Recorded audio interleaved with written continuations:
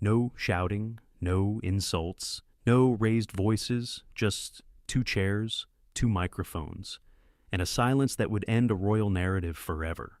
Prince Harry walked into the studio, believing this was another chance to explain himself. James O'Brien sat across from him, knowing something Harry didn't.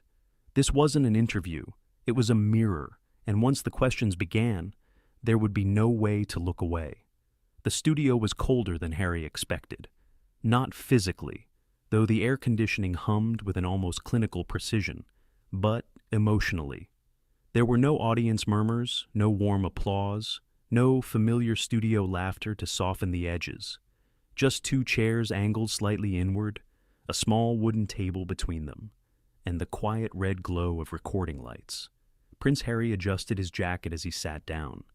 Gray suit, open collar, intentional restraint. He had learned the visual language of the seriousness well over the years. This was the version of himself the public trusted, or at least used to. Across from him, James O'Brien didn't rush. He never did. James glanced down at his notes, not to read them, but to give Harry something rare in interviews. Space. Space to fill. Space to reveal.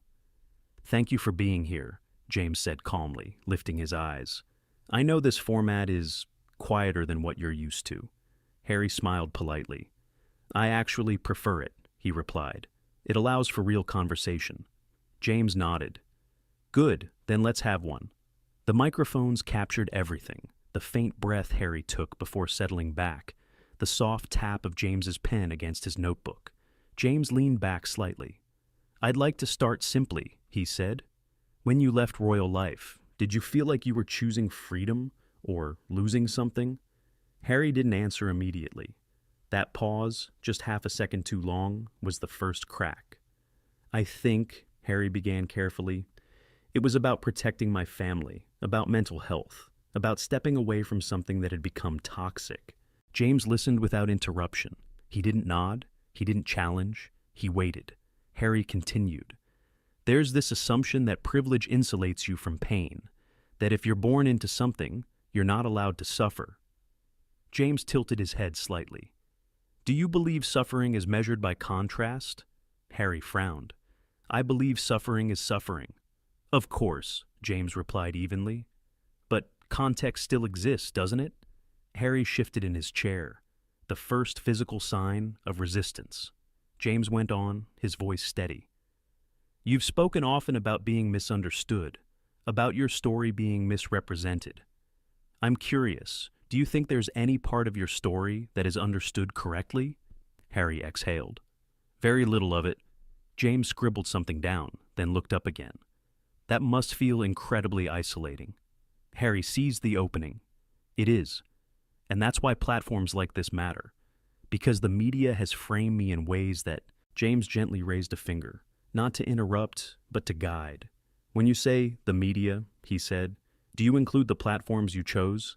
The interviews, the book, the documentaries?" Harry's jaw tightened, just slightly. "I chose to speak," he replied, "because silence was killing us." James nodded once. "Silence can be destructive, but so can repetition." Harry blinked. "Repetition?" "Yes," James said. "Repetition of grievance, repetition of explanation, repetition of harm, especially when others don't have the same platform to respond." For the first time, Harry looked directly at James, not as a host, but as an opponent. "I didn't come here to be accused," Harry said. James didn't flinch. "I'm not accusing you. I'm asking you to consider something." Harry crossed his arms loosely, defensive, but not closed. James leaned forward now, not aggressively, intentionally. "You've spoken about stepping away from privilege, but privilege doesn't disappear, does it? It transforms." Harry's voice hardened. "Are you saying I should be grateful for trauma?" "No," James replied instantly. "I'm asking whether you believe stepping away from power is the same as losing it." The studio fell silent. Harry opened his mouth, then closed it. He looked down briefly, collecting his thoughts. "I think," he said finally, "that when you're inside the system, you don't realize how trapped you are." James nodded slowly. "That may be true." He paused. "Do you accept," James continued, "that from the outside, It can look less like escape and more like control. Harry's smile vanished. The red recording light stayed on. And for the first time, Prince Harry realized this conversation was not going where he expected. James O'Brien didn't rush to fill the silence. That was his advantage. Most interviewers feared dead air. They hurried to soften it, to apologize for it, to rescue the guest from their own thoughts. James let it sit, let it grow teeth. Prince Harry cleared his throat. "I think," he said, choosing each word with care, "that when people speak about control, they often misunderstand how little agency I actually had." James nodded. "That's an important point." Harry leaned into it. Every move, every relationship, every mistake, it was all scrutinized. I didn't even own my own narrative. James folded his hands. "And now?"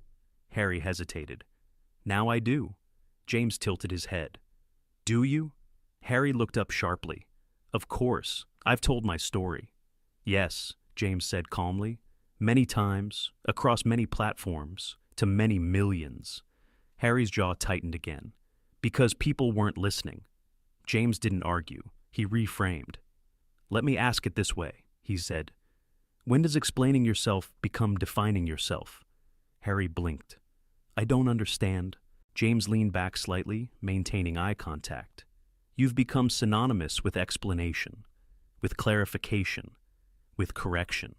Do you ever worry that the constant need to be understood is actually keeping you trapped in the very system you say you escaped?" Harry shifted in his seat, uncrossing his arms, then crossing them again differently, subtle, defensive. "No," he replied. "I worry more about silence being interpreted as guilt." James nodded. "That's reasonable." He paused. "Do you think," James continued, "that silence might sometimes be interpreted as restraint?" Harry laughed, once short and humorless. "Restraint wasn't exactly encouraged where I came from." James smiled faintly. "True. But accountability wasn't discouraged either, was it?" Harry's eyes flickered. "I've taken accountability," Harry said firmly, "for my mistakes, for my behavior." James didn't challenge the statement directly. He let it stand, then circled it. "You've spoken about accountability in very personal terms," he said. "Therapy, growth, reflection, all important. But accountability is also relational, isn't it? It involves the people affected by our actions." Harry stiffened. "Are you suggesting I haven't considered others?" "I'm asking," James replied evenly, "whether your version of accountability includes people who disagree with you." The temperature in the room shifted. Harry leaned forward now, elbows on his knees. "Disagreement is one thing, character assassination is another." James nodded slowly. "Agreed." He glanced at his notes for the first time since the conversation began. "You've described members of your family as trapped, complicit, or indifferent," James said. "Yet they've largely chosen not to respond in kind. Do you see that as weakness or discipline?" Harry's lips parted, then pressed together. "They have an institution protecting them," Harry said. "I didn't." James looked up. "You had a global platform." Harry snapped back quickly. "Not one I controlled." James didn't raise his voice. He didn't interrupt. He waited. Harry exhaled, frustration leaking through. "You're framing this as if I was some sort of aggressor." James shook his head slightly. "No, I'm framing this as consequence." Harry's eyes narrowed. "That's not fair." James leaned forward again, just an inch. "Fairness isn't the same as comfort." The words landed heavier than any accusation. Harry leaned back, crossing his legs now, a subtle attempt to reclaim composure. "I came here expecting a conversation, not a cross-examination." James nodded. "And I promised you one." He paused, letting the moment breathe. "Conversations," James continued, "become difficult when one person believes their pain should end the discussion." Harry stared at him. "Are you saying my pain is inconvenient?" "No," James said gently. "I'm saying it's not exclusive." Harry's hands clenched together. "For someone who claims to care deeply about mental health," James added, "do you worry that your public framing of suffering creates a hierarchy of pain?" Harry shook his head. "Pain isn't a competition." "Then why?" James asked softly. "Does it sometimes sound like a justification?" Silence again. Longer this time. Harry looked down at the table, at the coffee cups. at the faint reflection of the studio lights. "You don't know what it's like," Harry said quietly. James didn't flinch. "You're right." He paused. "But neither does the public. They only know what you show them." Harry looked up, eyes sharp. "And what exactly am I showing them?" James met his gaze. A man still fighting the same battle, only now without an enemy willing to fight back. Harry inhaled sharply through his nose. "That's not true," he said. "They're fighting me every day." James shook his head. "They're ignoring you." The words hit harder than anger ever could. Harry sat frozen. The microphones hummed. And for the first time, the idea crept in, uninvited, uncomfortable. What if the silence wasn't persecution, but closure? Harry didn't answer right away. He stared at James as if the sentence had been an insult rather than an observation. "They're ignoring you." It sounded worse than "they hate you." Hate meant you mattered. Ignore meant you were background noise. His throat worked like he was swallowing something bitter. "You think they're ignoring me," Harry said slowly, voice controlled, "because you don't see what happens behind closed doors." James held the same calm posture. "Then show me, without the metaphors." Harry's eyes flashed. "You want specifics?" "I want reality," James replied. "And if reality is harmful, then name the harm clearly. Who is doing what, and to whom?" The studio felt smaller now, as if the walls had leaned in. Harry gave a short, sharp laugh. "That's rich." James didn't move. "Is it?" Harry's fingers tapped once on his knee, an unconscious tell. Then he leaned forward. "You're asking me to do something they've never done," Harry said. "They've never spoken plainly. They've never been accountable. They hide behind protocol, behind palace language." James lifted a hand, polite, not aggressive. "But you're not there anymore." Harry froze for half a beat. James continued, still soft.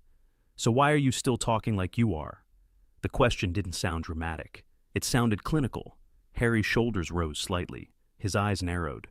"Because the damage doesn't vanish when you leave." James nodded. "Agreed, damage lingers."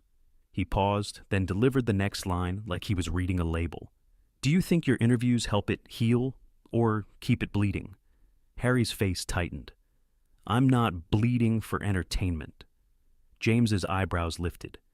"Then why is your pain always scheduled?" The words landed with a brutal neatness. Harry's jaw flexed. He sat back, then forward again, like his body couldn't decide whether to retreat or attack. "You're twisting it," Harry said. "You're turning this into a pattern," James offered. Harry blinked, caught. "Into a narrative that fits your audience." James nodded once, acknowledging the point. "Yes, that's what I do." He held Harry's gaze. "But you do it too." Harry's expression changed, less defensive, more offended. "I'm telling my truth." James smiled faintly, not unkind. "Your truth is not a shield." Harry's lips parted. He looked like he might interrupt, but James didn't rush. He let Harry choose the next move. Harry chose anger. "You know what's unbelievable?" Harry snapped. "People like you, people who profit off questioning whether someone's trauma is real enough." James's face didn't harden, but his eyes sharpened. "I haven't questioned whether your trauma is real," he said. "I've questioned whether your strategy is." Harry threw his hands slightly outward, palms up. "Strategy? Are you serious?" James nodded. "I am." Harry leaned toward him. "So, what's the strategy then? Tell me, since you're the expert." James didn't smile. "To remain the protagonist." Harry went still. James continued. "When you're the protagonist, the world is always the antagonist. Your critics are villains. Your relatives are symbols. Your choices become reactions. And any question that threatens that structure becomes unfair." Harry's face reddened just slightly. "That is, honestly, uncomfortable," James finished. Harry's voice rose. "It's dishonest." James' voice stayed at the same volume. "Then correct it." Harry blinked. "What?" James leaned forward, just a fraction, like a closing argument in slow motion. "Correct it," he repeated. "Name your biggest mistake, not theirs, yours. One clear sentence, no context, no but, no because. Just the mistake." The room went dead. Even the air conditioner felt loud. Harry stared at James like he'd been asked to confess in court. "That's a ridiculous demand," Harry said, voice tight. James nodded. "Maybe." He waited. "But it's also an easy one," he added, "if accountability is what you're selling." Harry's hand went to his chest, an instinctive gesture, defensive and personal. "You're making this performative." James didn't budge. "You've built your public identity around performance of vulnerability." Harry's eyes widened. "How dare you!" James's tone stayed even, almost disappointed. "That, right there, that's the line." Harry stared. "What line?" James's gaze didn't blink. "The moment someone stops being a person to you and becomes a threat." Harry's mouth opened, then closed. A muscle jumped in his cheek. "I've been attacked for years," Harry said, voice higher now. "You think I'm going to sit here and—" James interrupted gently for the first time. "You're not being attacked right now?" Harry paused, breathing harder. James continued. "You're being asked." Harry's eyes darted to the side, toward the crew, the lights, the unseen producer. His leg bounced once, then stilled. He looked back at James. "Fine," Harry said, forced calm. "My biggest mistake—" James nodded once. One sentence. Harry's lips tightened, a long exhale.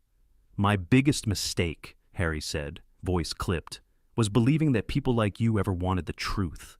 The sentence hung there, sharp, clean, designed to cut. James didn't react the way Harry expected. He didn't get offended. He didn't clap back. He only nodded slowly. "That," James said quietly, "is not a mistake. It's an accusation."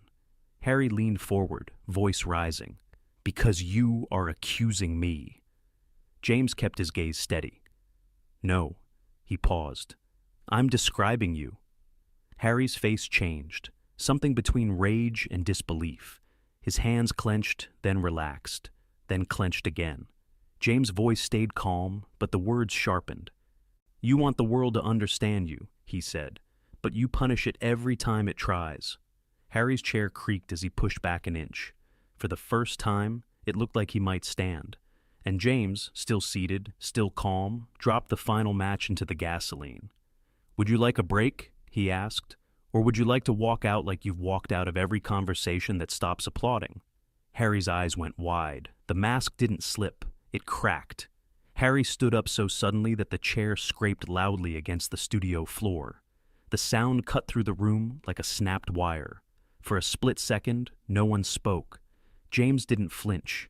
He didn't raise his voice. He didn't even lean back. He simply looked up at Harry, calm, steady, almost tired.